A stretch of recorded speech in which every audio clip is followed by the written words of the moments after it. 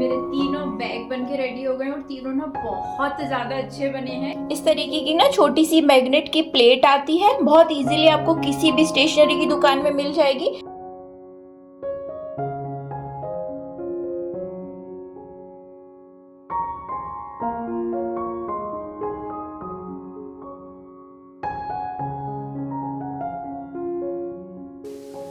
Hello everyone, welcome back to the channel. जैसा कि आपको वीडियो के टाइटल से पता चल ही गया होगा कि आज मैं आपके साथ 3 बैग का एक बहुत ही सुंदर सा सेट शेयर करने वाली हूँ। तो मैंने जिसमें एक बैग आपको बना के दिखाया और सेम 2 बैग भी मैंने उसी प्रोसेस से बनाया है। तो यहाँ पे मैंने देखिए एक बहुत ही अच्छा पूरा वर्क वाला जो फैब्रिक है वो मैंने खरीदा है। बहुत ही कम कपड़ा लगता है, मेरे पास इसकी क्वांटिटी ज्यादा थी।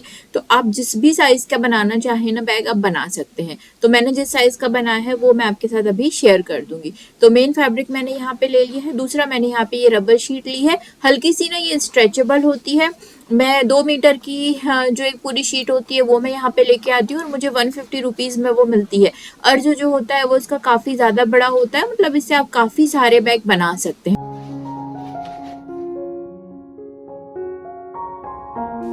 तो सबसे पहले हम फैब्रिक की ये जो किनार होती है ना, इसको हम हटा के अलग कर देंगे और इसका यूज हम बेल्ट वगैरह बनाने के लिए कर लेंगे।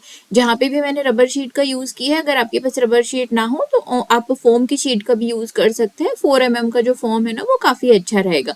लेकिन रबर शीट जो है वो उससे बैग जो बनता है वो वाटर प्रूफ बनता है और बैग जो होता है ना वो थोड़ा सा स्टिफ रहता है, बिल्कुल भी लूज नहीं रहता है।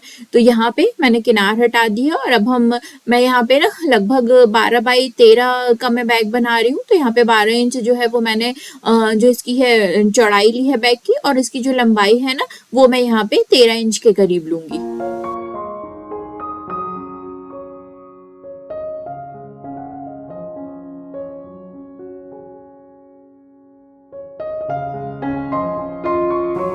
देखिए जब मैं 13 इंच पे पहुंच गई थी तो मैंने इस फैब्रिक को कट नहीं किया है, बल्कि मैं इसी तरीके से ना इसको फोल्ड करूंगी। अगर आपके पास कपड़े का एक सिंगल पीस नहीं है तो आप 12x13 के 2 पीस लेके भी आप उनको ना नीचे से जोड़ सकते हैं और उसके बाद फिर बैग का काम अपना आप कंप्लीट कर सकते हैं।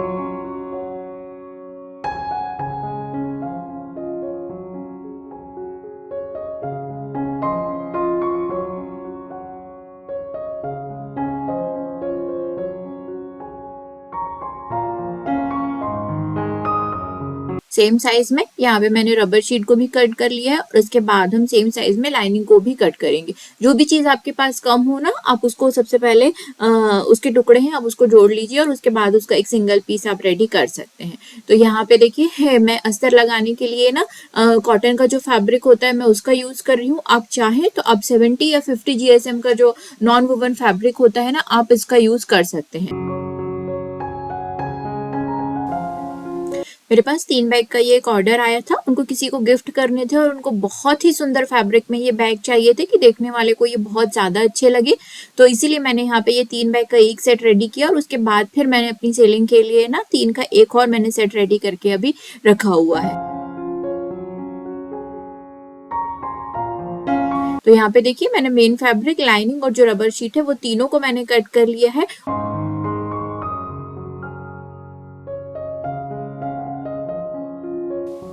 देखिए यहाँ पे नॉन वोवन फैब्रिक की मैंने ना एक ये कैरी बैग ली है। इसका मैंने ना लगभग 200 कैरी बैग का मैंने एक सेट मंगाया हुआ है। तो मेरे पास जो अभी वेजिटेबल के जो पाउच आते हैं ना ऑर्डर पे, वो मैं इन्हीं का यूज करके बनाती हूँ। मतलब लाइनिंग में इसी की यूज कर रही हूँ क्योंकि अभी मुझे यहाँ पे ना बहुत अच्छी क्वालिटी का जो नॉन वोवन है वो नहीं मिल रहा है। और ये जो थैलियां हैं इनकी क्वालिटी बहुत ज्यादा अच्छी है। ये वॉश होने के बाद भी ना इनकी क्वालिटी खराब बिल्कुल नहीं होगी। आप इनको कई टाइम्स वॉश करके आप इसको यूज कर सकते हैं। तो जितना बड़ा पॉकेट आप लगाना चाहते हैं उतना बड़ा आपको एक जो पीस है नॉन वोवन का या सिंपल कॉटन के फैब्रिक का आपको कट कर लेना है।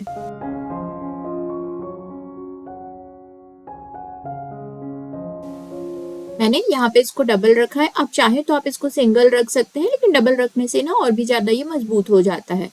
तो जिस तरीके का एक छोटा सा पीस मैंने रेडी किया था, इसके ऊपर जिप लगाने के लिए अब हम लगभग ना 1.5 इंच चौड़ी एक पट्टी कट कर लेंगे और उसके बाद मैं आपको मशीन के पास चल के दिखाती हूँ कि आपको इसको किस तरीके से फिनिश करना है।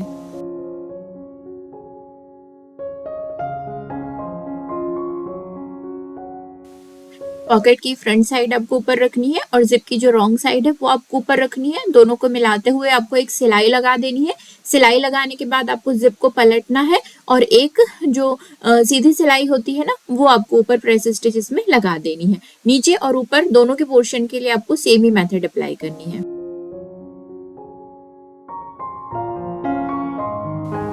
चलिए बीच में ही आपके साथ एक प्रोडक्ट शेयर करती हूँ जो मैंने हाल फिलहाल में अमेजोन से खरीदा है। तो यहाँ पे मैंने लिया है ये एक जो आप लाइट देख रहे हैं ना, ये मैंने लिया है और ये मैंने अपनी स्टिचिंग के लिए लिया है क्योंकि मेरी मशीन का जो लाइट है वो खराब हो गया है और ऊपर से जो लाइट आता है ना वो उतना ज्यादा सफिशियंट नहीं होता है कि मैं जो सिलाई करती हूँ उसपे वो प्रॉपर दिखे। तो यहाँ पे ये मैंने एक लाइट खरीदा है, ये मुझे 400 समथिंग का पड़ा है। 10 वॉट का ये लाइट है। इसमें यहाँ पे ना बहुत स्ट्रॉन्ग मैग्नेट लगा है। अगर आपकी मशीन आयरन की है तो ये मैग्नेट उसमें चिपक जाता है, बट मैंने इसके लिए एक दूसरी सेटिंग की हुई है। इस तरीके की ना छोटी सी मैग्नेट की प्लेट आती है, बहुत इजीली आपको किसी भी स्टेशनरी की दुकान में मिल जाएगी। ये बहुत ना स्ट्रॉन्ग होती है। तो देखिए इसमें मैं इसको इस तरीके से, ये देखिए ये चिपक जाता है। यहाँ पे मेरे स्विच भी है तो इसको आप इस तरीके से चला सकते हैं। यहाँ पे भी बटन है तो मशीन के ऊपर भी काफ़ी अच्छा लाइट आता है। और ये जो है वायर इसकी सिलिकॉन की है तो आप इसको नीचे ऊपर आप इसको किसी भी तरीके से थोड़ा बहुत अपने हिसाब से इसको आप मूव कर सकते हैं।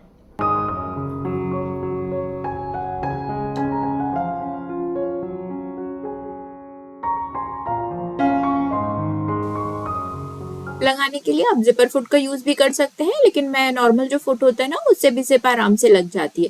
एक तरफ सिलाई लगा दी है, देखिए इसको इस तरीके से अब हम पलट देंगे और इसके ऊपर से अब हम एक प्रेस स्टिच जो है वो लगा देंगे। दोनों तरफ की पट्टियों को मैं इसी तरीके से फिनिश कर लूंगी।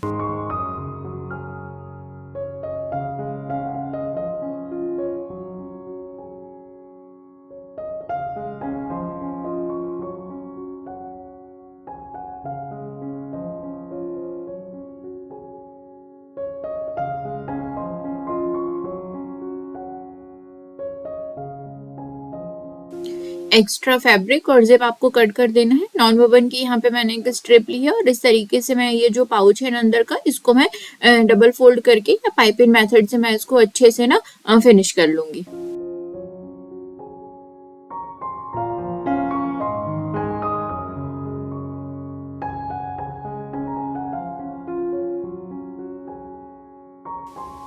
यहाँ पे मैंने लाइनिंग का कपड़ा लिया है जो हमने कट किया था और इसमें एक तरफ ना ऊपर से लगभग 3-3.5 इंच के करीब मैं छोड़ दूंगी और इस तरीके से ना मैं पाउच को यहाँ पे सिल के रेडी कर दूंगी।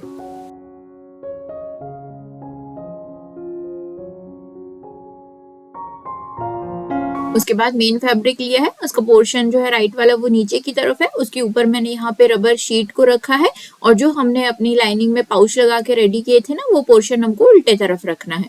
मतलब हमको इस तरीके से अरेंज करना है कि बैग बनाने के बाद जो है वो सीधा पोर्शन नीचे की तरफ जाए और जो लाइनिंग का पोर्शन है ना वो अंदर की तरफ आए। इसको हम बहुत अच्छे से पिन लगा के सिक्योर कर लेंगे। अगर आपने फोम की शीट ली है तो भी आपको सेम ही प्रोसेस का यहाँ पे यूज करना है। जब भी आप पिन लगाएं आप ऊपर से या तो नीचे की तरफ लगाएं या अंदर से बाहर की तरफ लगाएं। ऐसा करने से जो सिलवटें होती है ना वो नहीं आती और कहीं पे भी फैब्रिक में झोल नहीं आता है।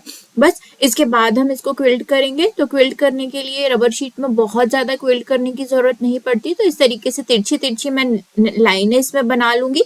जहां पे मैंने पॉकेट लगाया है ना वहां पे आपको लाइन नहीं बनानी है। पॉकेट शुरू हुआ है और खत्म हुआ है उसके ऊपर नीचे आप जो है वो क्विल्ट कर सकते हैं। पॉकेट के बीच में आपको नहीं करना है, नहीं तो पॉकेट जो है वो बंद हो जाएगा।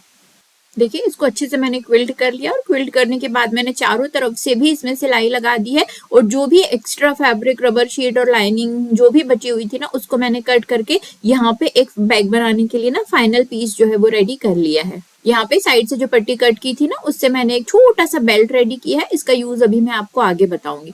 देखिए फैब्रिक जो हमने रेडी किया उसको इस तरीके से आपको फोल्ड करना है और आपको इसका जो सेंटर पॉइंट है ना वो आपको निकाल लेना है क्योंकि हम यहाँ पे बेल्ट लगाने वाले हैं।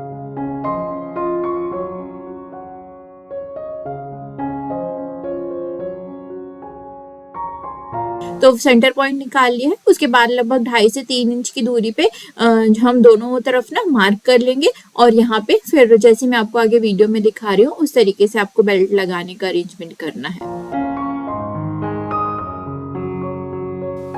जो पट्टी हमने सिल के रेडी की थी उसमें से लगभग ना 2-2 इंच के हम यहाँ पे 4 पीसेस कट कर लेंगे।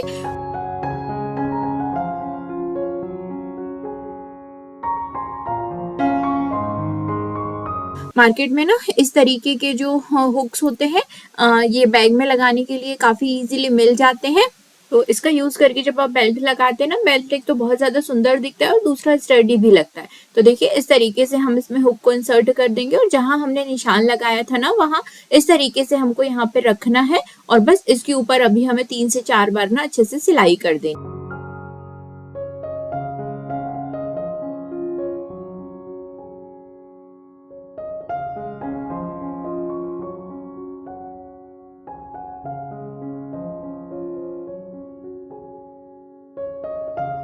जितनी भी बैग की चौड़ाई है उससे 1/2 इंच के करीब मैंने एक्स्ट्रा जिप ली है और जिप को इस तरीके से मैंने यहाँ पे रख दिया है। जिप को मैंने जो उल्टा पोर्शन है ना वो मैंने बैग की तरफ रखा है। नॉन वोवन की यहाँ पे मैंने एक पट्टी ली है और इस तरीके से आपको ना यहाँ पे पूरी में सिलाई लगा देनी है।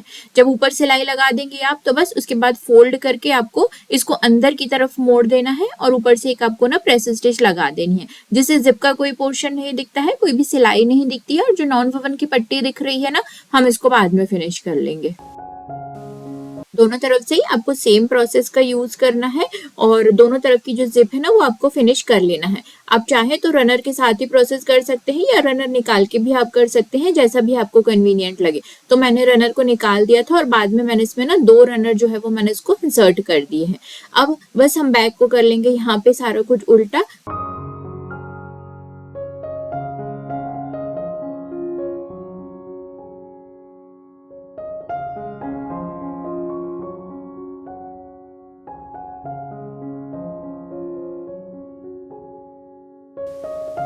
जिप को सेंटर में करते हुए उसको आपको पिन लगा देना है या फिर उसमें आप कोई भी क्लिप लगा दीजिए ताकि वो अपनी जगह से मूव ना हो और दोनों बिल्कुल ना बराबरी पे ही हो। जो हमारी नॉन वोवन की अभी एक स्ट्रिप दिख रही है ना उसको बाद में मैं हाथ से हेमिंग करके मैं इसको फिनिश करूंगी। आप चाहे तो इसी टाइम पे ना आप उसमें मशीन की सिलाई चला सकते हैं, बट वो सिलाई बाहर तक दिखती है तो वो उतनी ज्यादा सुंदर नहीं लगती है। यहाँ पे मैं अब लगभग ना 1 से 1.5 इंच के करीब मैं यहाँ पे निशान लगा लूंगी। तो मैंने लगभग 1.25 इंच का निशान लगाया है और अब बस कपड़े को आपको देखिए जिस तरीके से मैं वीडियो में दिखा रही हूँ आपको पकड़ना है और इस तरीके से आपको फोल्ड करना है। तो 2 इंच का जो कपड़ा है ना वो अंदर की तरफ जाएगा और पीछे वाले पोर्शन से भी ना जो अंदर की तरफ कपड़ा है वो यहाँ पे चला जाएगा। अगर हम इस तरीके से देखेंगे ना तो यहाँ पे फैब्रिक में हमको एक डब्लू बनता हुआ दिखाई देगा।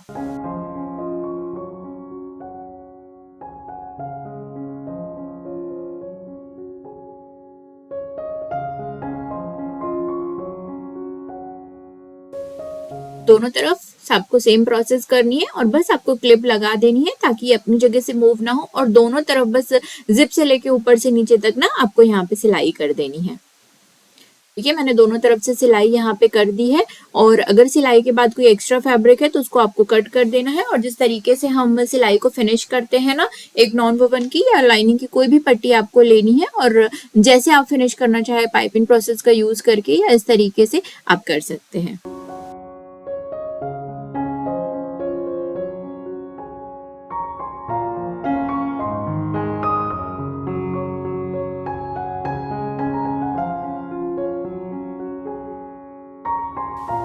दोनों तरफ से मैंने इसको देखिए अच्छे से फिनिश कर लिया है। अब ऊपर की जो पट्टी हमने छोड़ी थी इसको मैं हाथ से अच्छे से फिनिश करूंगी।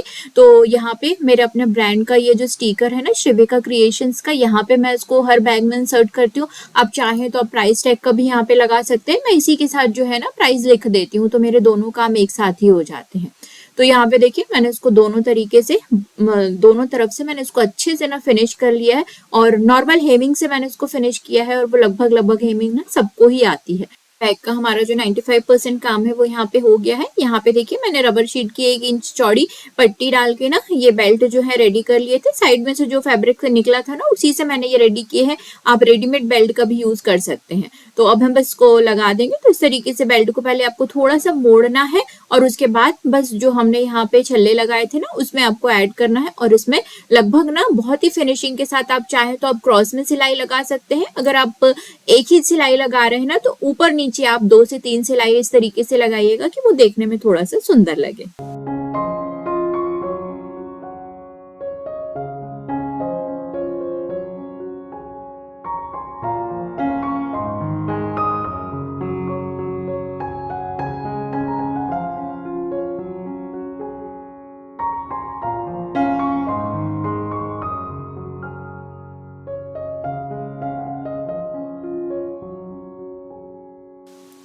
ये बैग बन के हो गया है रेडी। मैंने कोई भी इसमें कट नहीं लगाया है, बस एक प्लेन फैब्रिक में मैंने इस तरीके से फोल्ड करके जिप लगाई है ना कि इसने एक बैग का शेप ले लिया है।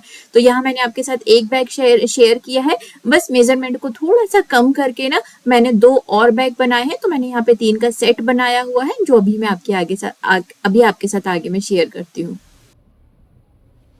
तो ये मेरे तीनों बैग बन के रेडी हो गए और तीनों ना बहुत ज़्यादा अच्छे बने हैं। तो देखिए बस ये एक जो है ना इसमें मेरे जो ब्रांड का नेम है वो सब में मैं यहाँ पे लगाती हूँ। वैसे भी सिर्फ ये एक है छोटा, जिसमें मैंने अंदर कोई मतलब जिप ऊपर मैंने जिप लगाई है, अंदर मैंने इसमें कुछ भी नहीं दिया है।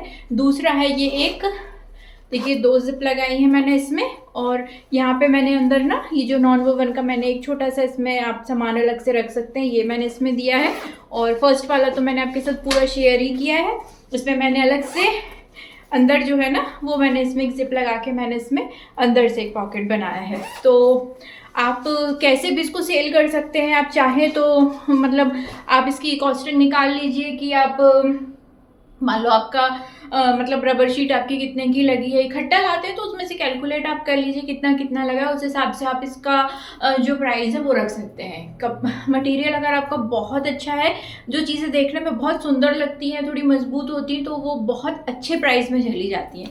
अभी तक मैंने इनकी कॉस्टिंग नहीं की है, तो मैं इनकी कॉस्टिंग अभी कर लेती हूँ और उसके बाद फिर मैं इसकी फ़ोटो खींच लूँगी और डिस्क्रिप्शन वगैरह लिख के फिर मैं इसको जो है सेलिंग के लिए मैं इसको लगा दूँगी। तो चलिए, अब चाहे तो तीनों चीज़ जो है वो इकट्ठा आप कुछ ऑफ करके तीनों जो खरीदे उसमें बेच सकते हैं, या सिंगल सिंगल पीस आप बेच सकते हैं, एक सिंगल बेच दीजिए, 2 कॉम्बो में बेच दीजिए। तो ये सारी चीज़ें भी आप कर सकते हैं, ये डिपेंड करता है जैसे जैसे आप काम करते जाते हैं ना वैसी वैसी चीज़ें आपको समझ में आती जाती हैं। तो चलिए, शाम का टाइम हो रहा है, आज थोड़ा सा ज़्यादा ही टाइम हो गया मुझे ये सब करते करते, तो बस अब अपना शाम का जो रूटीन है वो शुरू करते हैं। तो चलिए, आपको ये बैग का पैटर्न कैसा लगा, डिज़ाइन कैसा लगा, वीडियो आपको कैसा लगा, आप मेरे वीडियोस में क्या देखना चाहते हैं तो कमेंट में मेरे साथ शेयर कीजिएगा। स्टिचिंग से रिलेटेड अगर आप कोई चीज़ और देखना चाहते हैं तो प्लीज़ मुझे कॉमेंट में बताइए, मैं कोशिश करूँगी कि मैं आपके लिए उस टॉपिक पर एक वीडियो बना दूँ। तो चलिए, फिर मिलूँगी आपसे अपने अगले वीडियो में। Till then take care, bye bye.